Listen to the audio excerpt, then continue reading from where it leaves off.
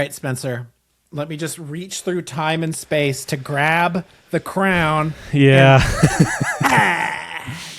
Yeah. Oh, it feels so good. It feels right to have it once again. Wear it proudly. Wear it proudly. It's both an honor and a burden. And a curse. Yeah, the pressure is going to be on next year because you're going to be a defending champion. Okay, honestly, the pressure is so off at this point. Just because, like, I didn't go, like, because you won, like, what, 2 or 3 in a row? I think like, I won 2 in a streak. row. Yeah. Okay. Yeah.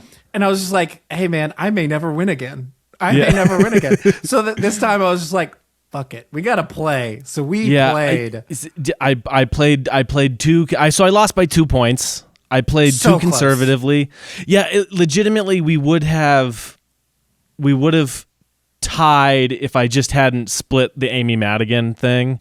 Or if I hadn't split the Amy Madigan and I had split my points more correctly on cinematographer. I just didn't think the Academy was cool like that. I didn't think they were going to pick the one that like I really wanted to win. Hey man, sometimes it's cool like that. You don't think you don't think it will, but then it do. But then it do. That is the summation of this Oscars, where just a bunch of movies I really liked all got awards and people got to give up and give cool speeches. Like that's it. Give yourself props. You got almost everything right. It was just the splits were a little wrong here and there. Yeah, like that was all it took. And I should have been. I mean, in the casting one, there was no precedent whatsoever for any of us to go off of, and that was the only category that wasn't upset based on any sort of odds or predictions people had.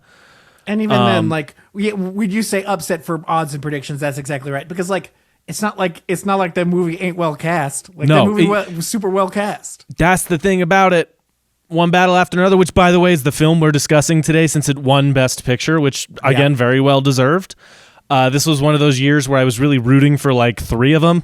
Yeah. I would have been fine any way that went. And I'll be curious because F1 for sure, which, by the way, is a movie I do enjoy. Vroom, vroom, cargo fast. No tea, no shade. I don't mean like that one's bad. No, but that I know. Definitely the 10th of 10. It's the odd man out. I'll tell you that much. Like, don't get me wrong. It deserves an editing Oscar. Like, its editing is very good. And the sound is very good. Yeah. It didn't win editing. That's right. It won for sound. And it deserves that. But for editing? It did get nominated. That's why I'm thinking about it. Because it had great editing. Yeah. Like, it deserves a lot of the love in the technical categories. The Best Picture nomination, they needed a bigger, like, for the masses blockbuster. Right. Then that's what they went with. Anyway, it needed a dad movie. It needed a dad movie. Anyway, we'll discuss some more of our feelings on the Oscars outside of One Battle After Another later in this episode. But for now, I really am excited to talk to you about this movie. Yeah. Because you hadn't seen it yet. No. And we haven't talked at all about your feelings. All I saw was your Letterboxd review, which seemed positive. So where are you at with it? Just overall, and then we'll get into specifics. I'm pretty sure my review was something to the effect of, it's as good as they say it is. Something like that, yeah. Or like, something to that effect. Because like, yeah, man. Okay, let me start off with maybe a tiny bit of a hot take. I still think I like Sinners more, but I completely understand why One Battle won. This has been a debate between Breck and I, because Breck very slightly leans One Battle After Another, and I very slightly lean Sinners. Sinners just makes me more emotional. Like, I'm more emotionally invested in the stuff going on in that movie. Wholeheartedly agree. And I heard I don't want to talk too much about the One Battle controversy, which I don't know if you're tuned into that as much. I'd love to hear more because I think I might be in tune, but essentially there have been pretty harsh critics of its portrayal of its black characters. Yeah.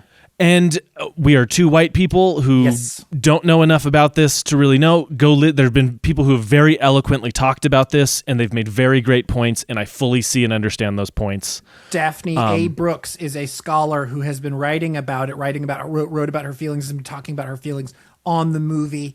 I highly recommend going and reading some of the things that she's written about it.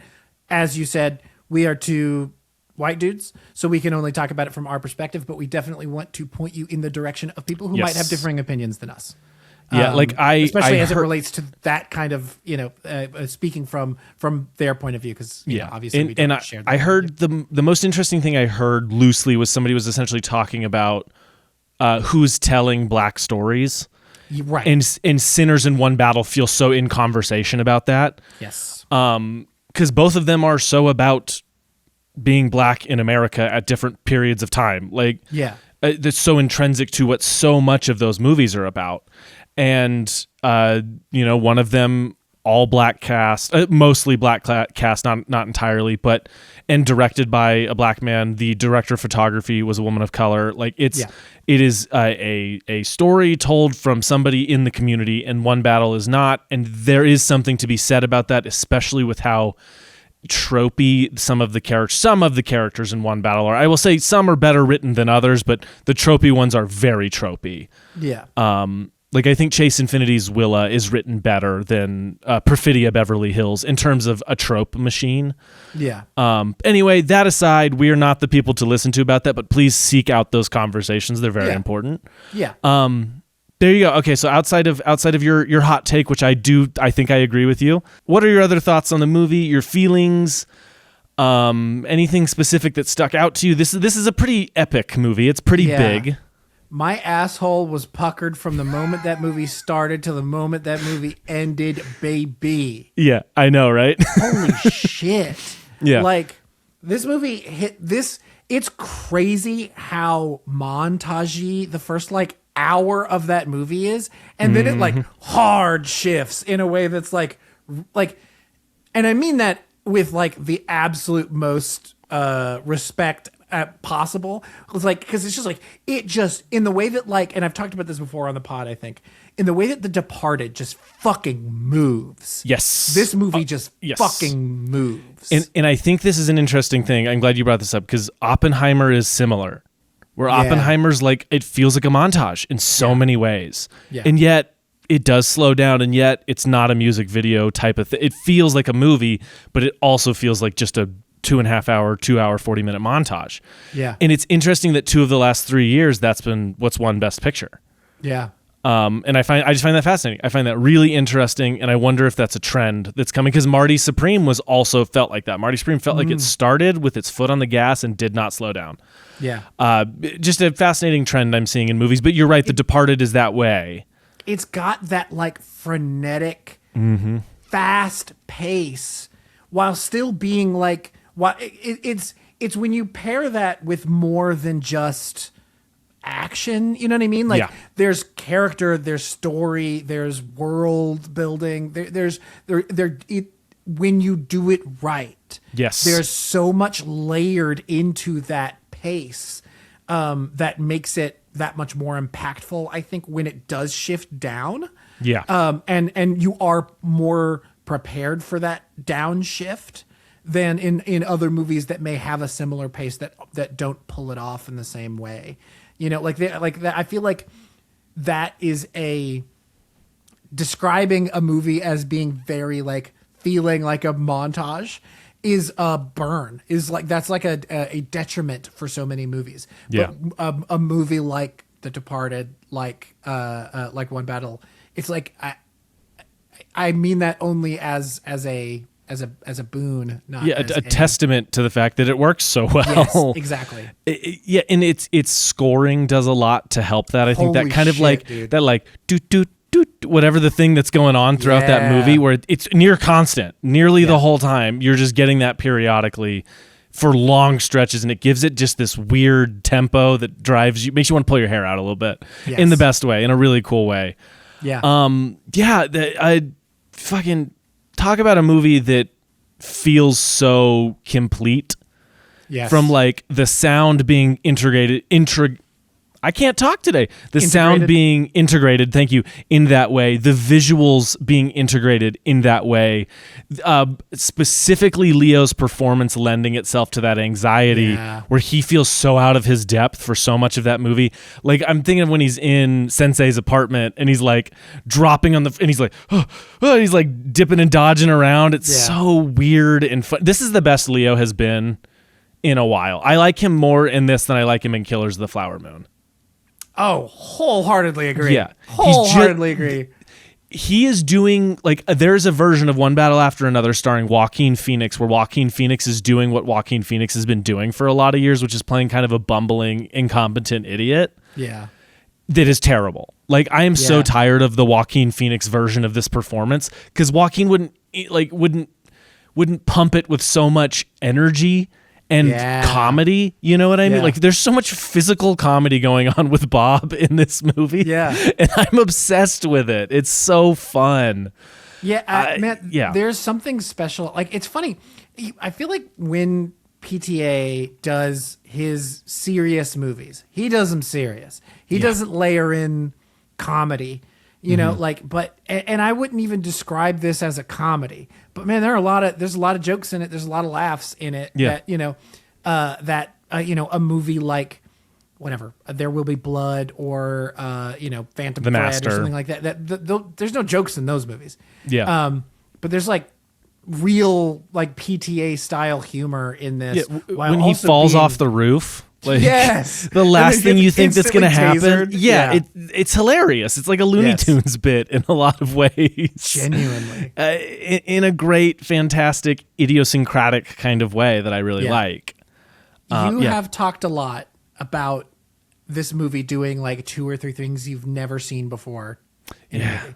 I would love for you to talk about those, because I think I know what you're talking about, but I'd love to hear your description. So the first one, and the one that I think I talk about and think about the most, is the end, the way the camera moves up those hills. Yeah, baby. It's like, look, I'm sure there's something that's done that before, but oh boy, nothing like you that. You feel like you're floating up and down like you're on a roller coaster. Yes, watching that part of the movie, it's gorgeous, it's horrifying. I just love it. Like, I love that so much. I can't even imagine seeing that in IMAX. Like, that I genuinely imagine that is like feeling like riding in a roller coaster. Yeah, imagine even seeing on my it, fucking TV. It felt like. Imagine seeing it in like VistaVision, where you're seeing it projected on the best thing in the world, and just but yeah, that's one of those moments I think about in terms of like action filmmaking, quote unquote. Yeah. I just really adored that. I thought that was and then the immediately following that, the action bit where she slams on the brakes right at the top of the hill. I was like, how have I never seen that before? Yeah. How has that not ever been an action beat in a movie? Like, look, there's action beats where they'll turn around a corner or something, but there's something really scary about that rise into a crash. Yeah. That feels really violent in a way that I like. I'm trying to think what other ones I had in mind. I'll think of them as the episode goes on. But yeah, it's some of the way he covers action. Another thing is that the main character of this, quote unquote main character of this movie, I don't know that there is a main character. It's very PTA in that way of like, there are times where it feels like Colonel Lockjaw is the protagonist. Yeah. In a way that's, you can interrogate how you want to interrogate. He's definitely never portrayed well. He's an idiot and a fucking creepo the entire time. But I love that Bob, maybe not the protagonist, but the point of view. You know what I mean? Yeah, he carries the point of view a lot. Yeah. Yes. It's also the moment when the shotgun.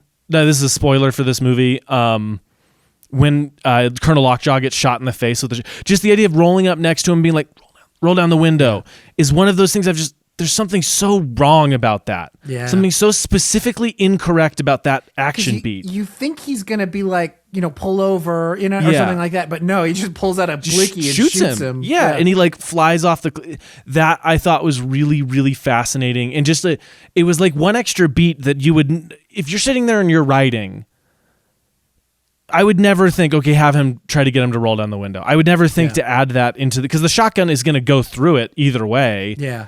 But he's trying to make sure he hits him. You know what I mean? Like, he's trying to make sure he can see him right and hit him right in the face. That was an interesting beat. The falling off the roof thing is another one that I'm like, I never thought about that would happen in this movie. I don't know. It has that like a little bit, like obviously to a different extent, that like Kreger kind of holy shit, like everything just changed in a way I wasn't expecting. Yes, it does. I could not. That is a great comparison to make. Yeah. A pivot that feels like he came up with it on the day. You know what I mean? Yeah. Like while he was writing, he sat there and went, "Oh fuck! What if he fell off the roof? I want to see what happens." And he dropped him off the roof. It's almost like that Buster Keaton thing. Is it Buster Keaton? Where it's like he did a stunt in a movie where he was supposed to land it, but he accidentally missed it. But instead of just doing it again and landing it, he kept the miss in and just changed the action beat. So I think that's the one where he falls through the awnings. He was supposed to land on the other roof, but he actually just went through the awning and then just fell all the way through. And they were like, "Oh fuck, that was dope! Let's lean into it." I think you're right. I think that was Keaton. Yeah. It feels like it almost feels like they're referencing that specifically. Yeah, yes. I don't think. And they knowing are. PTA probably he had that in mind. You know what I mean? Who knows? PTA is one of the boys now. He's one of the filmmaker Rat Pack guys. He's kind of the adopted in member with Spielberg and. Francis Ford Coppola, and that's what I mean. Is he's like the guy they've brought in to be a part of the group. Yeah, but yeah, okay. So how does this movie work for you with that pivot into its second act? Like you're talking about the montage into that second act. Do you ever? Because I was never lost, but there were times where I was like, okay, how is this going to continue? I don't know what I'm trying to ask. I'm just wondering how that shift works for you exactly. If there was ever a moment where you felt lost in the movie because it is so big and doesn't really slow down that much. Anytime I felt lost, it felt very intentional. It felt like I am confused in the way that the characters are confused. You know what I mean? There are things happening to the point of Bob is continuously confused and stressed and is making useless, me confused and stressed. Yeah. Okay. So from that perspective, I felt like it felt very intentional. Anytime that I felt like I didn't have great bearings on exactly where my focus should be. But again, because that's part of the plan. You know what I mean? From Lockjaw's point of view is divide and conquer. Smash and grab. You just collapse on them in every way and take out the town while you're doing it as an excuse. Yes. I thought that was really cool. Okay. Yeah. As an action movie, how does this work for you? Because it's not really an action movie, but it is. You know what I mean? It's the scale is so epic and there are action moments, but it's not an action movie. Yeah. But it's a PTA action movie. Yeah. It's an action movie for PTA. Yeah, and you look at the last few movies he's made, right? Like Licorice Pizza, which is a cool 70s vibe. Yeah. Then you look at Phantom Thread. You look at all these other movies, and this felt like a return to him for being a guy who makes fucking movies. You know what I mean? Yes, yeah. He showed up and just went, I'm going to make a movie called One Battle After Another, and it's going to fucking feel that way. It's going to be this big, epic movie with really high stakes and really small stakes at the same time, but it's about rebellion and legitimate underground rebellion in the real world. I find that really fascinating because this movie also feels so much about passing the torch. Yeah. He talked about that in his speech when he won Best Director, which, by the way, PTA walked into this award ceremony with 14 nominations and left with 3 wins, 14 nominations for a career. And he has now a 3-time Oscar winner in one night, which is really super cool. And it's about time, right? Yeah. It's nice that a legacy Oscar doesn't feel like a legacy Oscar. It feels very well earned. Yeah. If he was ever going to win one, this feels like an appropriate time. And he said that he's like, you really make a guy work hard for these. He said that on stage. But the really sweet, interesting thing I think he said is he said the movie was an apology to his kids for the terrible housekeeping his generation has left them. You know what I mean? And I think that beautifully surmises what the movie is, because I've heard some. I was talking to a guy I went to school with, and he watched it right before the Oscars and said, my big hot take is another spoiler for this movie that came out 8 months ago. He said a hot take for him is that he didn't like that Willa chooses to join a rebellion, join the resistance, the revolution in the end. And I literally messaged him. He's like, his argument, he's like, I watched all the black characters at the beginning just get taken out and lose. So I didn't like that she chose to do it at the end. And I went, you do know that that's how oppression works, right? They want you to be like, it's not worth it. Yeah. It's like, the interesting thing to me is she's not doing it the same way Bob and Perfidia did it. Yeah. She's doing it in the light. Like the message she gets at the end is about here's essentially the underground side of legal protesting, right? Where like a riot broke out at a protest, so she's flying there to help them. And I think there's something beautiful about that, because the movie to me feels like exactly what PTA said. Like, I'm sorry for this housekeeping mess we gave you, but I believe you're the generation that can fix it. I think that's beautiful. And I think that's what this movie is very clearly about, where like Bob and Perfidia in that letter are essentially like, don't do it like I did. We failed. We didn't do anything ultimately. Yeah. Go do it better than we did it. Find the right way to do it. And I'm sorry we failed, but we did, and it's up to you now. And that's not fair, but it's beautiful, you know? And I really like that. I think the movie's messaging is very clear, and I'm very confused when people are like, why didn't she choose to have a normal life? Because she can't. Yeah. Literal white supremacists tried to snatch her and kill her. She can't just turn around after that. I'm sorry. That makes no sense. If she did, that would be the most disingenuous version of an ending to this movie. Here's my hot take for the ending. The tone was just a little weird. I completely agree with everything you're saying, and that choice I like that. But for some reason, something about the tone felt weird. I don't know what it is. Again, like the choices make sense, and where everybody is at the end makes sense to me. But there was just something about the framing of it or something. I don't know. Is there a point where that starts for you? Like, is it Lockjaw getting shoved into a? No, it's that last scene. It's specifically where he's like on the couch, like taking selfies and just being like, "You go get him, champ," and she's going and getting them. There's something about it. Has like it's almost. And I mean this is going to sound harsher than I mean it to sound, but it's like almost like kind of saccharine in a way that I was like, the rest of this movie is a lot less sweet than this, you know, like, and so like, again, like this is having seen it less than 24 hours ago. Yeah. So I'm still like kind of working through my thoughts on it. I completely agree with everything you said though. Like from a decision and character perspective, I completely agree with everything you're saying. I like those decisions. I genuinely think it was like the song and the edit and some acting choices where I was just like, that more than it is like the choice that she is the next generation of revolutionary. I like that. I love that.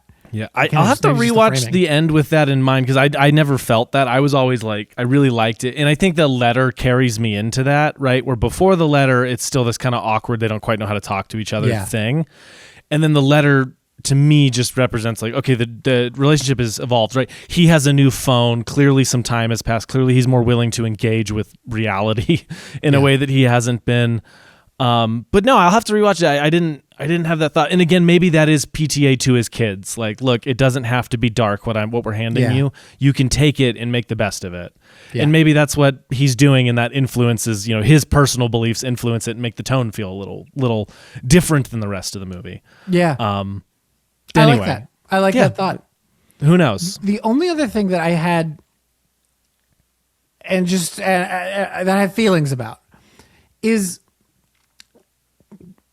in your opinion, did she have to rat from like a story perspective? Oh, Perfidia? Did she have to be the one to rat? Because there's something I feel like really from like a plot perspective, she could just she could leave him and go off and be a revolutionary and just not come back. And it would kind of Jungle Pussy could have been the one to rat, or a white man, you know what I mean? Yeah, or the radio guy that gives them the devices and stuff. Maybe they could have just set up a go bag for him, and everyone had a go bag with some of those devices. Yeah, like why? And then he rats, and from like because he ends up ratting later. You know, we find that's really interesting a question. Perspective, like why do we have to make her the enemy in that way? You know what I mean? Yeah. Like, I think from a character perspective, I don't have a great answer for that, but it definitely influences how Regina Hall. Yeah. It definitely influences how Regina Hall feels about them. It definitely influences how the Nuns of the Beaver or whatever they are feel about her, and it definitely influences how Willa feels about herself. But like, and again, that's not a good answer, but I think that's what they're going for, because she asks multiple times through tears, like, was she a rat? Yeah. And the answer is just, yes, she was. Like, yeah. I think that's what it is. I don't know. Like, I don't know. I just have weird feelings about of the arguments, when people, women of color are talking about how they feel about how this movie represents women of color, this feels like an extension of that argument, where it's just but why does she have to be the bad guy in that way? Because like, other people there could have been other decisions that she would make that would alienate her from the group, that wouldn't be her ratting on them. Yeah, she just gets too violent or too intense, or that was my exact thought. Was like, she burns down the house of the governor with his children in it, or something. You know what I mean? Something like, crazy. Yeah, something like genuinely bad, that isn't her actually harming her friends or harming the revolution for herself.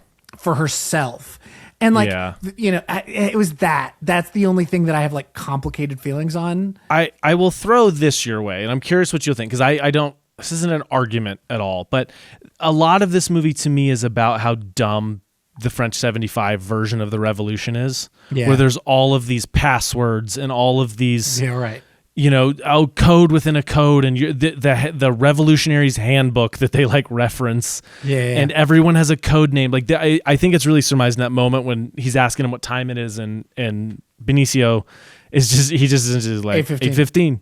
He's like, what's happening? Because he, to me, is like such a wonderful representation of like an underground, right, where he's just hiding people, and he's just like, he's built a community.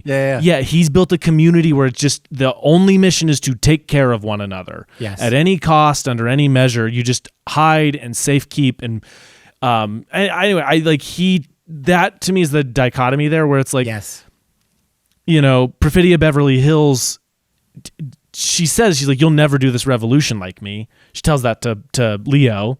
But the question is, does she want revolution, or does she want to fight? Do you want to fight, or do you want to win? What do you want? And what is she on that line? And that's, again, not an argument that it has to be her that fucks it all up and does that. But like, when she runs again,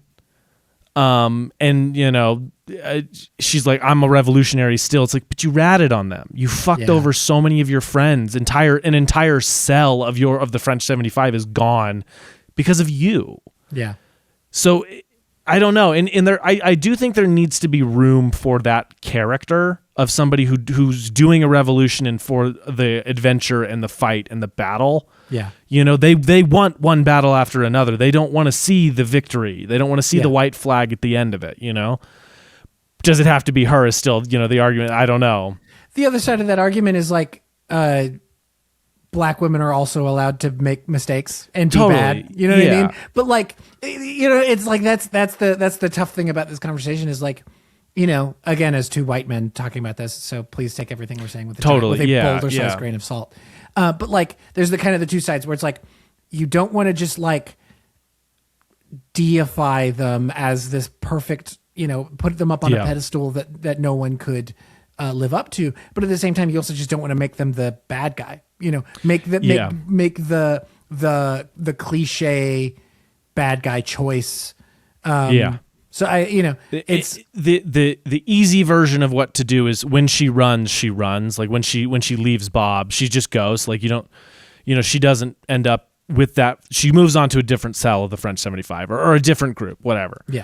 And the bank robbery goes off just like it went off, and all of them get caught.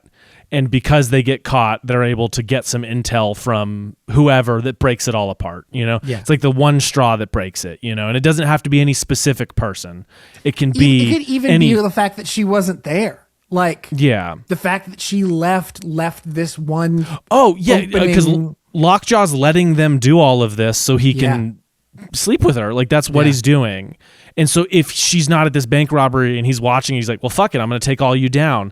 And once the bank robbery gets broken up or some other thing they're doing gets broken up, they realize, oh, we're all burned. Yeah. You know, then it's not her ratting, but it is her fault still. You know? Like, then there's something interesting there. It's still based off a choice she made. Like, but it isn't so direct, you know? Like, that's, and that I was agree a hard pill for me to swallow. Like, I think that is a flaw of the movie. And I think for reasons that don't work and shouldn't be what he's going for, he does what he's going for. He makes you have harsh feelings on her. Yeah. It's just whether or not you should for the reasons he wants you to. Yeah.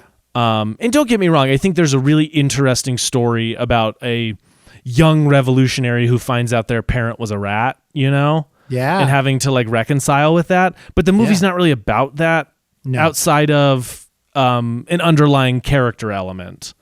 Yes. All of the stuff where it's like, you remind me of your mom still works because you could have just done the thing where her mom was too intense. Yeah. She went too far. Yeah. You could have still done that. Anyway, no, that is the fundamental flaw of the movie, I think.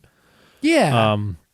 It's still so good though. You know what I mean? This movie is so incredible in so many other ways, like that allows us to have this kind of really detailed, nitty-gritty conversation about not just the movie but society as a whole. That's how you know it's good. You know what I mean? Yeah. Like it because it isn't perfect, and I don't think PTA would tell you that it's perfect. No. And it's a foundation for us to have conversations that are meaningful and hard. Yeah, and evolve based on this. You know what I mean? Yes. Because that is the thing about art that I think's one of the most fascinating things about art is that it is and should be a safe place. A safe place. I really can't talk today. I don't know what's going on. A safe place to be wrong at times. Yeah. And I think this is one of those things where it's like, should you have caught this? Absolutely, 100% you should have caught this. It's a very tropey, Perfidia Beverly Hills is a very tropey character in ways that he probably knows about and probably doesn't know about. But there is, exactly what you're saying, it's sending off a conversation of how black women are represented, these types of black characters are represented. Yeah. And I think that's important and would not be happening if somebody hadn't made a movie that was incorrect about it. Yeah. You know, and like that's the thing is the movie isn't ruined for me based on that because I still care about Bob. I still care about Willa. I still want them to succeed in the end and get out of this predicament. I still care about Perfidia. I just like, you know what I mean? Like it's just such a tough decision. It is. But like, I'll say, look, what I will say is this, like, it's not like that comes out of nowhere. It's not like it's completely like they set the groundwork, you know, he sets the groundwork for it in some way, shape or form. It's still a tough thing, but man, I think this movie is genuinely incredible in a lot of different ways. And it is allowing a lot of good, important conversations to happen around it. You know, the nature of revolution in general is already being discussed so heavily right now, just in culture at large, that a movie this intense about it and this specific about it and showing this many different versions of it is important. That's an important discussion we need to be having societally right now. Chase Infinity not getting nominated is a crime against humanity. My dude, I've been saying this since I saw the movie. Before all the Oscar stuff, I walked out of that movie and I went, how did they find somebody who was in a movie with Benicio del Toro, Sean Penn, Leonardo DiCaprio, Regina Hall, who still outacted all of them? Like, she's my favorite performance in the movie, dog. When they won Best Picture and they all went up on stage, PTA thanked everyone, and he literally pointed at her. He's like, Chase, you are the heart of this movie. And I think that's the truest thing in the world. She is so much of why this movie works, especially in the third act. Like when this, like, you know, she's not a character that needed to be saved. She saved herself. You know, she got lucky that the tracker character was willing to show up and like give her that opportunity, but she didn't then run to the nearest person to help her. She helped herself after that. And I think that's it really important and interesting, but I don't know, like it's just the scene in the bathroom. You know what I mean? When the sync sound machine goes off and you just see her change. Yeah. Oh, dude, she's so good.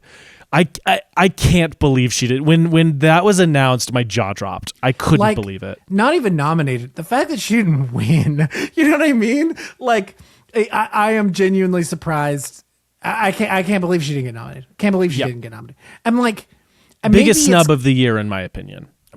For sure. Yeah. I don't know who else would fit that. I can't. It's so good. The performances across the board, everybody is absolutely incredible. Sean Penn is so gross He's so gross. I mean, all of the fucking Santa's helpers or whatever the Christmas Adventurers Club. I appreciate how willing they were to make them just cartoonishly evil in so many ways. Yeah. You know what I mean? But also being incredibly real. But also being incredibly like that was a friend of the podcast, Ethan, has a harder time with the movie Black Klansman because he's like all of the characters are so three-dimensional and interesting, and then all of the racist characters are cartoonish villains. And I was like, do you want them to be represented in a more realistic way? Because I don't think that's what Black Klansman's about. I think Black Klansman is a slightly pulpier movie than that. Yeah. Anyway, I half the time I'm like, they're cartoonish villains in real life. This is completely realistic. And he has said that it has changed for him now rewatching Black Klansman because Black Klansman, the world is a little different now. It's people a lot more vocal about it in a way that terrifies me every single day. But the villains being that, and the villains being infighting amongst themselves in a small way. Is interesting. I don't know. I don't know what to make of it. Like when you say the villains fighting, are you talking about like the purity thing and like how they send them after a potential recruit? Yeah. You know what I mean? There's something to be said about that. That's I don't know what they're going for, but I find it interesting. Oh, it makes a ton of sense to me because like if you're not if you are the enemy of my enemy is my friend kind of thing of like if you are like even you considering the possibility that you would be attracted let alone is evil bear a child with is punishable by death to them, which is accurate to those types of people and also deeply disgusting and horrifying. Yeah, the most horrible thing in the world, and probably very real out there. And yeah, man. I love our times. Chase Infinity is great. Do you think Sean Penn deserved the Oscar? I have not seen all of the movies, so I'll preface that. I thought it was an incredible performance. Yeah, very effective performance. I don't think he didn't deserve it. I would have given it to Jacob Elordi. Oh, I forgot about Jacob Frankenstein's Elordi. monster, the creature. Yeah. I would have given it to Jacob Elordi personally.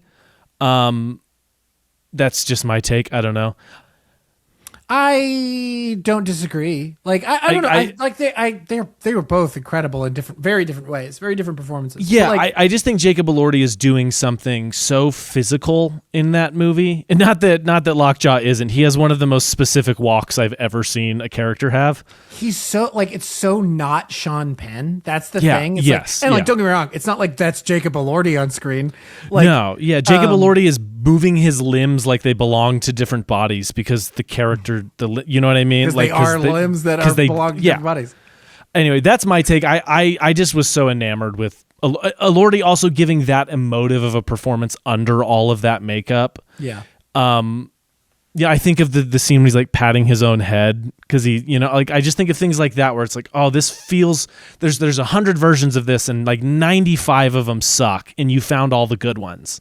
I agree. You found all the interesting versions. Anyway, that's a small thing, but it's hard to give a movie Best Picture and not many movies do it where they win Best Picture but no acting. Like it happens. It happened. Return of the King. It happened with, and it is Rocky. It happened with. It happens, but it's not as common anymore. Normally, they always get some kind of acting nod. Anyway, yeah. How'd you think it visually? We haven't talked visuals yet. Great. Incredible, right? It's great. Like, PTA doing his PTA thing. Yeah. Did he DP this or did he have a DP on it? He was not credited. I don't think he was credited because normally he's co-credited, as has been his thing the last couple of movies. Are you sure? I thought Phantom Thread he just DP'd that. Oh, maybe it was. I don't know. Maybe this is the one where he became co-credited. This is why we have the internet. I'll let you look it up. But yeah, because overall, it got nominated for best cinematography, but it wasn't him that got nominated for that. Was it his? Was it a pseudonym? I'm just kidding. I have no idea. You know the funny thing? Very well could have been. No. So cinematographer was Michael Bauman. Oh, okay, great, cool. Fascinating. Who did Licorice Pizza with him? Licorice Pizza was both of them. Oh, okay, yeah. Okay, right. Interesting. Yeah. Anyway. So yeah. I think it looks incredible. Like I almost in a way that's like boring to talk about. Like it just looks great. Great. I do think the conversation with like what Sinners looks like, why Sinners won, in my opinion, is the storytelling within the visuals isn't just like great cinema language and a great frame. It's like the aspect ratio expanding, the times they'll cut to like the sky, the integration of the VFX, like what's happening in and out of frame, that gorgeous oneer in the middle of the movie. Like it feels like the camera is so in conversation with the movie in a way that like One Battle to me feels so observing of the movie. Not exactly, but it feels more omniscient. Where the camera in Sinners is more directed. Yeah. Sinners very rarely pulls you to a really big wide. That doesn't happen often. It's usually sticking you right with your characters. Yeah. Anyway, there you go. That's my there's my like a few like high, like great, holy shit, this is the power of cinema. The flames and the smoke and the shadows like of the revolutionaries in the shadow. Incredible. Like there's like genuinely incredible moments like that. The car going up and down. You know what I mean? Like that just the way that looks. Yeah. Like there was something specifically about like it was when Bob finds the car flipped. And he's like on the road, like looking around, and it just feels like it, in the best way. Just feels like somebody holding a camera to Leo, like in this, like you can feel the depth in a way you normally can't in a movie. You can just feel the depth of like the actual scene that you're standing in. There's just something, I don't know what it was about that scene where I just like really felt like I was there. I mean, it's rare to see movies shot in that wide open of a space anymore, where it's not just blurry right behind them. Doesn't happen very often anymore. Anyway, anything else we want to discuss on this? I mean, PTA doing fucking. I don't know that this is like PTA's best movie. It might be his best outing as a director. And I know that's kind of contradictory, but like, he's operating on such a fucking like holy shit cinema level in this movie that he hasn't in a while. But I still think a movie like Boogie Nights or There Will Be Blood might be a better movie. And I don't know what to. There Will Be Blood. It's been a few years since I've seen it, and that for a long time, when you asked me what my favorite movie was, I would tell you There Will Be Blood. Yeah. I need to rewatch it. It's been a few years, but for me sitting here now, it'd be hard for me to say that my favorite still isn't There Will Be Blood. That I don't think that one is still his best, but I haven't seen it in several years, so I'll do a rewatch soon and see how I feel post One Battle. I also still need to watch The Master. I really, really want to watch The Master. I have a weird relationship with The Master. It's not a movie I love. Interesting. I think the performance is great. I think it's shot beautifully. It's just not a story I overly connect to in a way that like you would think it would be for who I am. Yeah. Anyway, other thoughts on One Battle? Do we have anything else we want to discuss? Very deserving of Best Picture. Movie again, shreds. Yeah. It's like I think I like Sinners more, and I think over the years I will watch Sinners more.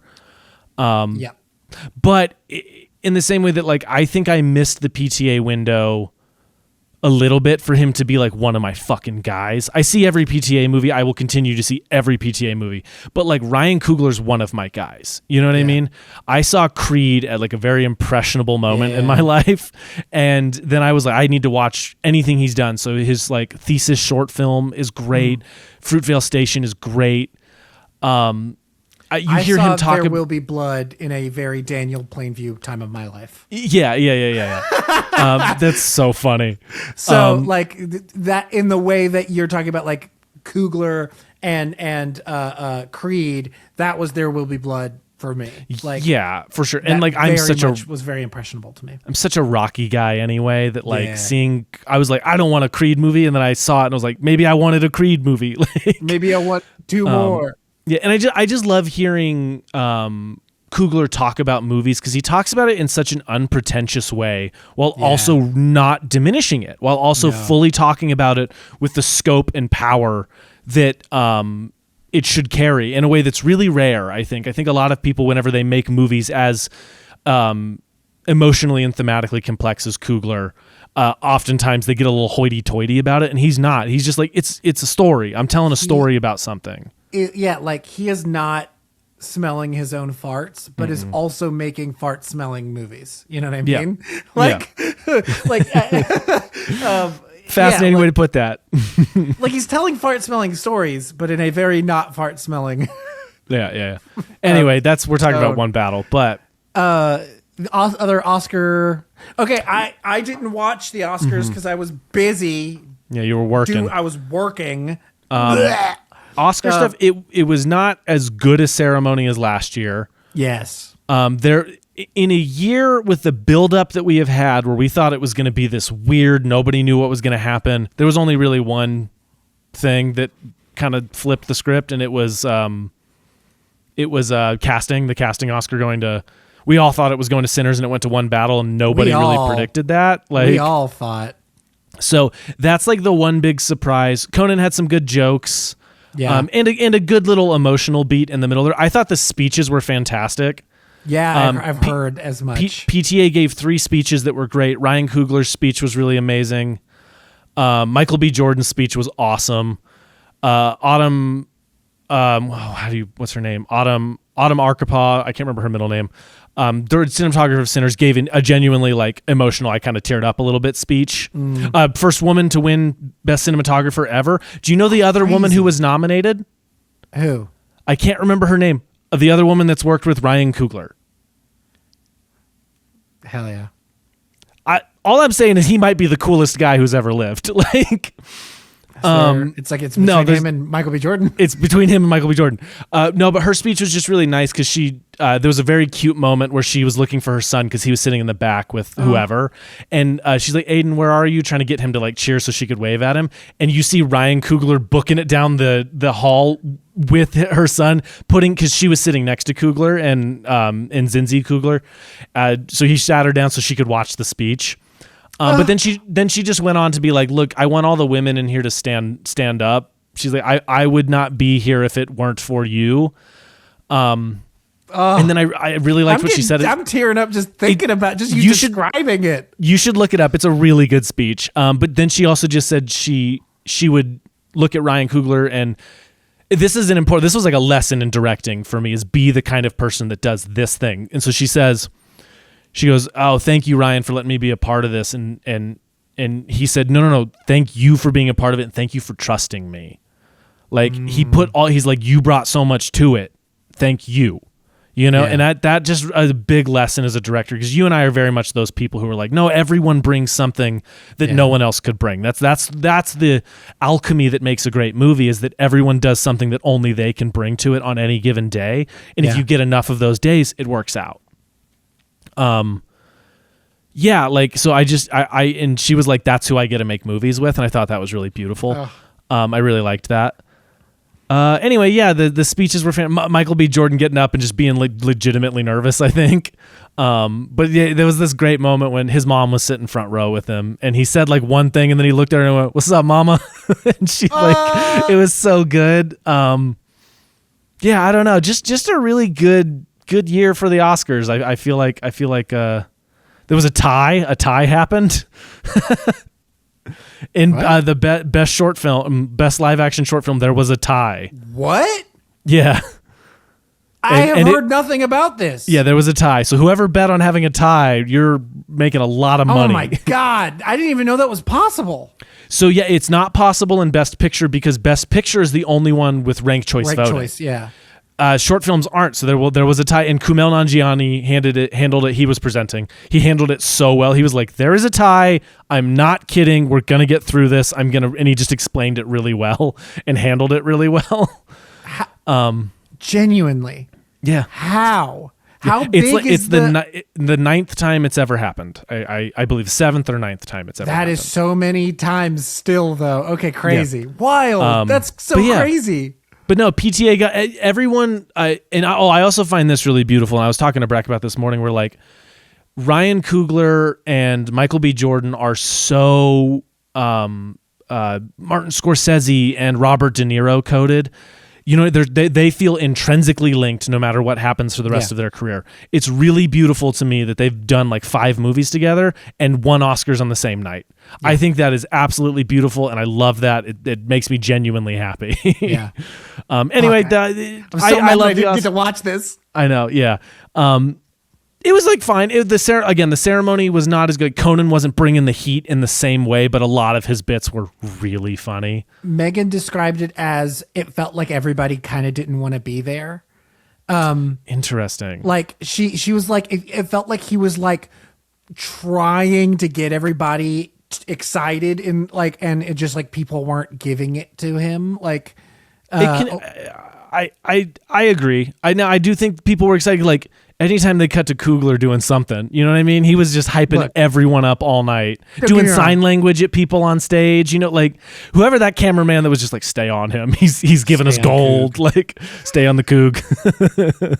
He's giving us gold, baby. We're taking it all the way to the bank. Anyway, I enjoyed the ceremony a lot, but it was a very unique year in that there wasn't really a villain this year. Like, you could argue Marty Supreme and Timmy, but not really. Yeah.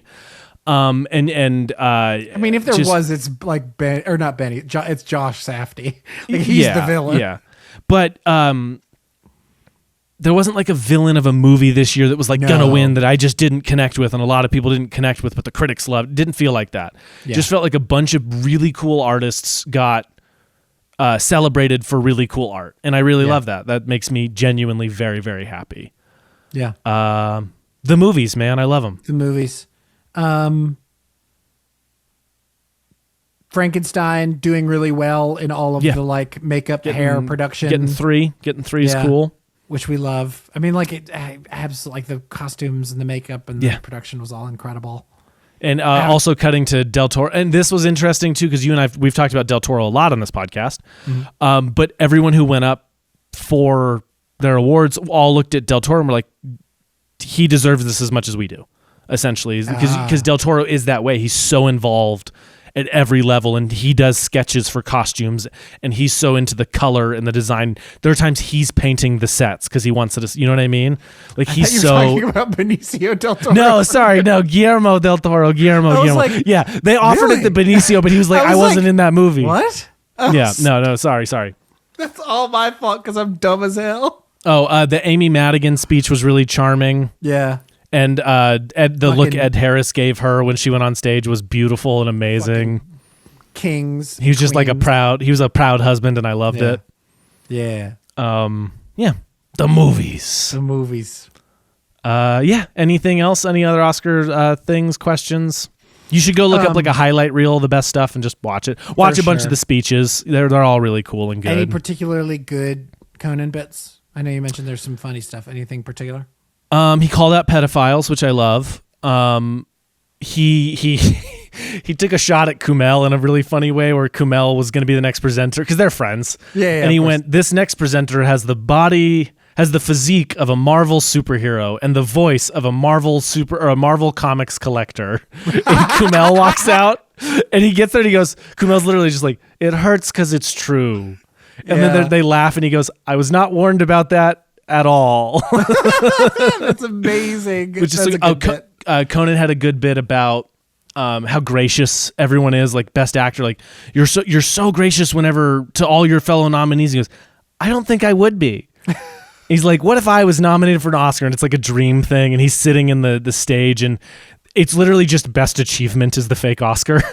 and it goes to Conan O'Brien, and he stands up and like royal music starts playing. They put a crown on his head and he climbs up. When I entered this podcast. Yeah, exactly. Literally exactly. But he gets on a stage and Josh Groban comes out and starts singing. It's like a fake hawk brings him an Oscar. It's really a good bit. And then the ending bit, there's like a post-credit scene on the Oscars, quote unquote, where he gets Colonel Lockjaw. Oh my God. He's in the thing, and they're like they dub him Oscar host for life. And then they bring him into the office and they close it and he's laying down in the chair and he dies, and then they shove him in the inferno, the furnace. He gets Colonel Lockjaw.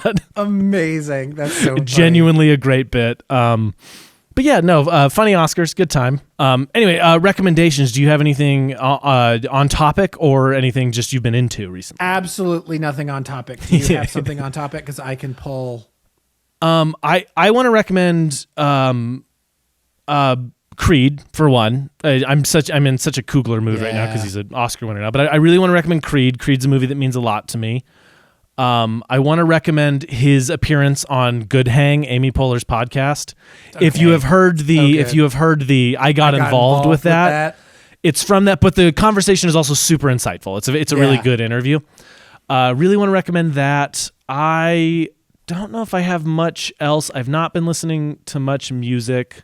Oh, I'll recommend Preacher's Daughter by Ethel Cain. I'm going to see Ethel Cain in April, so I've been like re-listening to albums and stuff, and I'm super excited about that. Where are y'all seeing her?